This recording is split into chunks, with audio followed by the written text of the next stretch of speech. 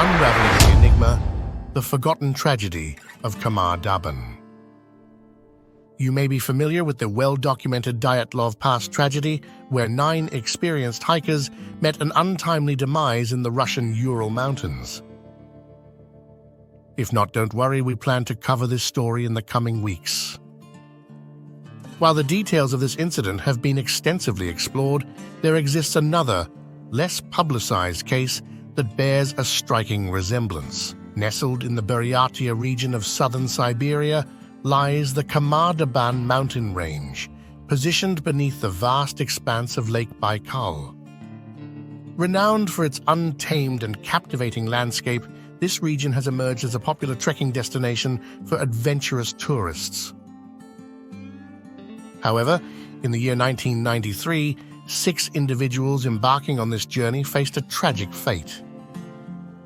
The incident has left many questions unanswered, with its sole survivor maintaining a persistent silence since her initial police testimony in 1993. The intricate puzzle introduces numerous components, each contributing to a narrative that may be neither accurate nor reliable. Today we will share the compilation of factual information and reasoned speculative theories, or at least those deemed plausible. Lyudmila Korovina, age 41, was a highly proficient survivalist and hiking instructor, earning the accolade of a master from both her peers and students. Known for her stringent approach, she had a reputation for pushing her students to their limits. Despite the initial challenges, her students ultimately regarded her as an outstanding teacher who not only instilled confidence in them, but also imparted crucial hiking skills. 6 individuals under Lyudmila's tutelage had organized a trek to the Khamar Daban Mountain range, scheduled for the summer of 1993, with Lyudmila leading the group.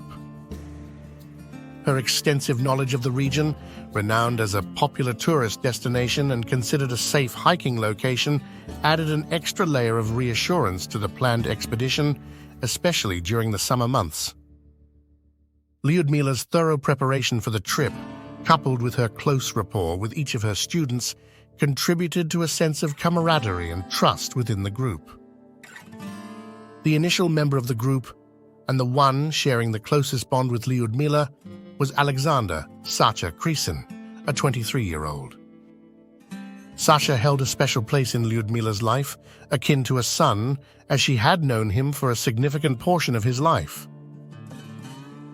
The remaining 5 students comprised Timur Bapanov, age 15, Viktoriya Zalesova, age 16, Valentina, Valya, Utochenko, age 17, Tatyana Filipenko, age 24, and Denis Shvachkin, age 19. On August 2, 1993, the group of 7 eagerly reached the mountain range situated in the village of Marino, ready to embark on their trek over the Alps. The weather forecast had assured them of clear, sunny skies, heightening their anticipation for the adventure. Notably, among the 3 trekking groups in the vicinity, Lyudmila's daughter Natalia led one of them. On the anticipated day of August 5th, when the paths of their respective hiking routes were set to intersect, the 2 groups had planned a rendezvous. The 6 pupils were brimming with enthusiasm, as this was their moment to showcase their hiking prowess. The camaraderie within the group had strengthened over the months of meticulous preparation and eager anticipation for this expedition. The initial 2 days of the hike unfolded more smoothly than expected. The group exerted themselves, achieving excellent progress in ascending the Retranslator summit. However, on August 4th, a twist of fate unfolded as they commenced their descent, challenging their expectations. The weather forecast, promising clear conditions, proved inaccurate, subjecting them to heavy rains. The downpour added an extra burden to the hikers as their supplies became saturated, slowing the pace of their trek. Despite the availability of nearby tree cover, Lyudmila, driven by the exhaustion of the hikers, hastily decided to establish their camp in an exposed area. The group faced adversity as their attempt to ignite a fire proved futile that night, yet their spirits remained remarkably high. The subsequent morning saw a triumphant revival, with the successful construction of a campfire and a shared breakfast, energizing them for the day ahead. Their plan involved a rendezvous with Natalia, anticipating the element of surprise for the other group, considering their swift ascent of the mountain the previous day. As the day unfolded, Natalia and her party arrived at the designated meeting place, but to their concern, Natalia's mother was conspicuously absent.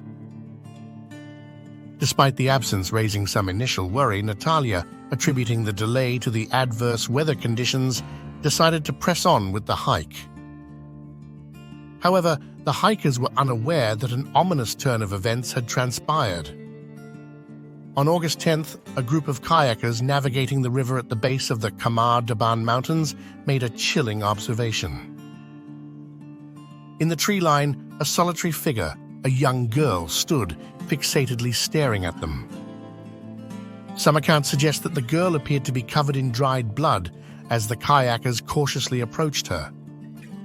Overwhelmed with emotion, the girl, later identified as Valentina Utochenko, broke into tears, attempting to convey her harrowing story. Valentina disclosed that she had been part of a trekking group consisting of 6 other individuals. Disturbed by the encounter, they promptly escorted Valya to the local police department, where an official report was filed. It took several days for Valentina to articulate the perplexing and horrifying narrative of the events that transpired with the other 6 hikers. According to Valya's account, the morning after their breakfast, the group began their descent from the mountain when an abrupt and calamitous event unfolded. The first sign of trouble emerged from the rear of the group, where Sacha emitted a piercing scream. Startled, everyone turned their attention to him, only to witness a nightmarish scene. Sacha was convulsing, frothing at the mouth, and blood seeped from his eyes and ears. He crumpled to the ground, violently shaking before succumbing to an eerie stillness. In response, Lyudmila raced to his side, urging the others to continue their descent. Lyudmila, gripped by desperation and distress, attempted fervently to rouse Sacha from his unconscious state. However, her efforts proved futile, and the remainder of the group, though not having progressed significantly, soon heard Lyudmila's anguished cries. Recognizing that Lyudmila exhibited the same distressing symptoms as Sacha, they hastened to her aid. Lyudmila experienced a horrifying manifestation, blood streaming from her eyes and nose, accompanied by foaming at the mouth. Violently convulsing, she ultimately collapsed onto Sacha. Tatyana, the first to reach Lyudmila, succumbed to a distressing fate, losing consciousness while clutching her throat, struggling for breath. She cautiously moved towards a nearby rock, where she inflicted harm upon herself, repeatedly striking her head until she lapsed into a state of inertia. Denis sought refuge behind a rock, observing as Timur and Viktoriya fled the scene. The abrupt demise of 3 close friends left Valya paralyzed with shock. Viktoriya and Timur, in their attempt to escape, succumbed similarly, losing consciousness mid-flight. Their deaths unfolded in a gruesome manner, marked by the tearing of clothes, blood expulsion, and frantic clawing at their throats. Realizing their isolation as the sole survivors, Valya and Denis hastily distanced themselves from the tragic tableau. Unfortunately, Denis succumbed to a violent collapse shortly thereafter. In a state of panic, Valentina, armed only with a tent and the clothes on her back, fled the scene, leaving her fallen companions behind. Valya descended the mountain hastily, seeking refuge as far away as possible. Under the protective cover of ample tree foliage, she pitched a tent for the night, where she eventually drifted into a restless slumber. Upon awakening and realizing her survival, Valya recognized the imperative need for resources to navigate the challenging terrain alone. However, the dilemma lay in the fact that retrieving these necessities entailed a return to the haunting scene of her companion's tragic demise.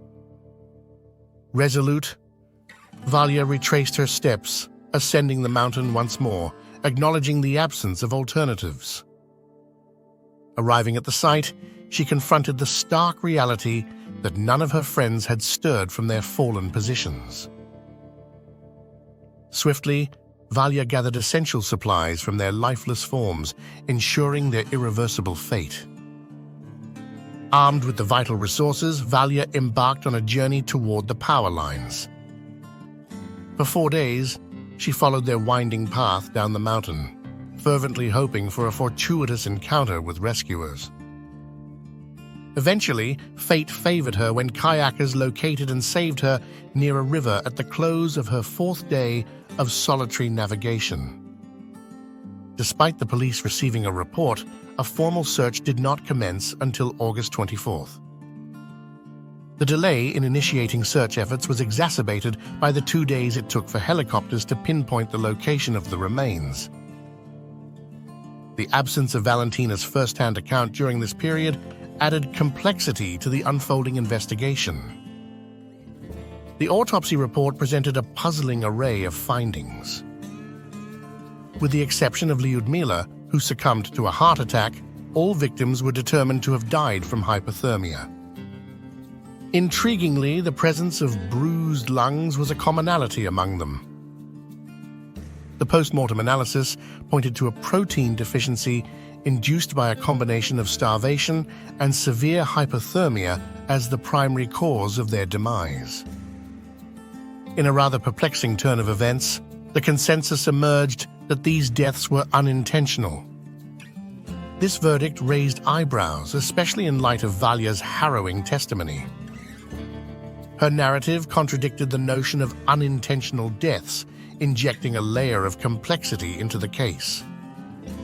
The decision not only stood in stark contrast to Valya's first-hand account, but also became a focal point for various arguments in the ongoing investigation. The Khamar Daban incident in Buryatia spurred a multitude of explanations, reflecting the depth of scrutiny it garnered. The spectrum of beliefs and theories surrounding this mysterious event ranged from scientifically grounded hypotheses to those delving into the realms of extraterrestrial involvement and the paranormal. The quest for understanding this enigma continued, fueled by the persistent questions surrounding the circumstances of the hiker's demise. We appreciate you tuning in. If you enjoy these true stories, don't forget to like, subscribe, and hit the notification bell to stay updated on our latest grim tales. Share your own close calls in the comments below, and remember, true tales can be truly twisted. Until next time, stay curious.